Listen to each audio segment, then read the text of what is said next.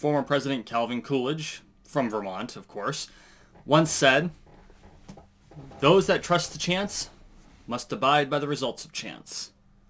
Welcome to McBain Moments. Alright guys, if you're new to the channel, welcome to the manor. Make sure you take a moment and subscribe down below. We are on the road to 13 million subscribers, one subscription at a time, so make sure you subscribe.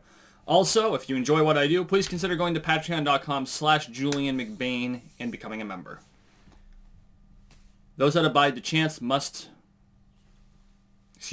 trust the chance must abide by the results of chance.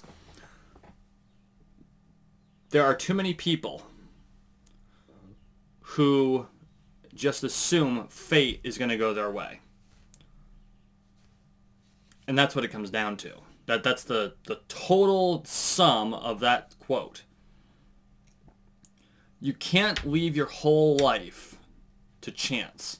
Life isn't a D&D game. So, what do you do to stop leaving things to chance? Well, first off, stop assuming your retirement is going to be a lottery win, because it's not.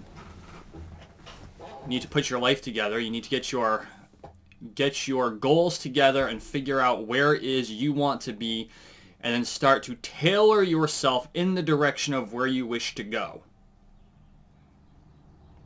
That's the sum of it. Nothing can be done without plans. And no plans are worthwhile unless you actually plan to execute them. It's like Napoleon Hill said, knowledge is not power, but knowledge backed by a plan of action is. You need to take what you know, take what you understand, lay down a set of goals, and then figure out what you need to do to achieve those goals. Don't leave it to chance. Don't just be like, well, if the opportunity comes up, I'll take it. No, make the opportunity for yourself, because that's how it's done. If you want to get to a place, you need to make the opportunity. You can't just keep throwing noodles at a wall and hoping they stick. To a certain extent you can, but you're only going to get so far. Right? You got to put yourself in a position to make it so the noodle sticks. Like if I were to take dry spaghetti and throw it at a wall, I could throw dry spaghetti at a wall all day and none of the noodles are going to stick. So what do? I boil the noodles. The longer I boil the noodles, the more plans of action that I take toward the goal, the longer I work toward it, the higher the chance that when I throw that noodle against the wall, it's going to stick. And there's always going to be some element of chance. You can't get out of that. There's always going to be some sort of a die roll. And that usually in the workplace, it comes with competition for a job, right? That's really easy. Are you the best candidate for the job, or is Joe or Jane over there slightly better than you are? That happened to me in the last year. That's going to happen. But it doesn't mean you stop boiling the noodle until it sticks to the damn wall. You don't leave it to chance. Yeah, one specific case, you might not get the position you originally applied for, or you might not get the result you originally looked at. But if you're doing all the right things, you're going to get really damn close. Or you're going to find a different opportunity or a similar result, depending on what you're talking about. So like, if you're looking to become really good at sword practice, you need to poke a wall a lot. Why do you need to poke a wall a lot? So that anytime you aim at a spot, you're more likely to hit the spot. You don't just throw shots and hope to God you hit the spot. You practice. Same with shooting goals in soccer. Or association football if you're not in the United States.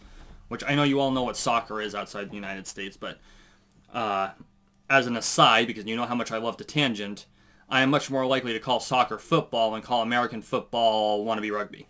I just lost half my subscribers. So, anyway, back on topic. The point is, don't trust chance to carry you. Look at where you are. Look at where you want to be. Say, okay, if I'm at point A and my goal is point B, how do I get from point A to point B? Do I need to take a class? How do I get the money for the class? I have to put my finances together. How do I get the money for those finances? I got to find a job, or I need to do a second job, a side hustle. I have to figure out how to get a raise. I need to make sure that I'm saving a portion of what I make. Maybe you don't need a class. Maybe it's just a matter of practice and experience. Are you in a position to get the experience you need for where you want to go? Now, I wanted to work in banking and finance. I was working in grocery. I took a financial haircut to get there. I went from being a store manager at a convenience store to being a teller at a bank, which you go from a really good, frankly, convenience store managers make good salaries. They work ridiculous hours, and the hourly rate when you break it down is terrible, but they make good salaries.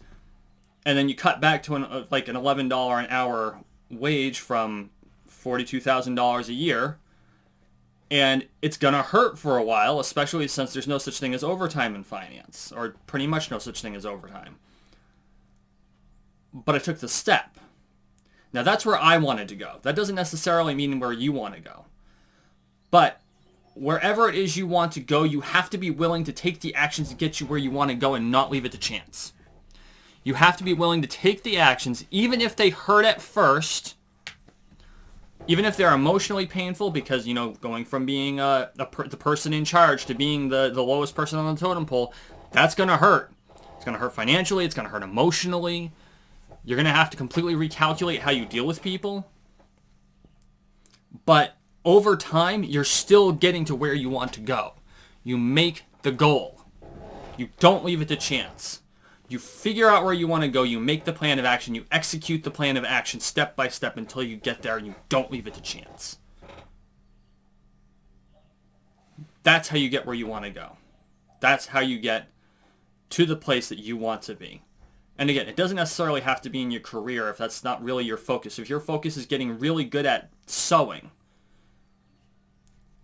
practice. Find a garment to sew and use the needle and stab that fabric time after time after time until you get good at it. Knitting. You continue knitting. And I use the fiber arts a lot because I know a lot of people in the fiber arts. Painting. You're not going to become a brilliant painter overnight.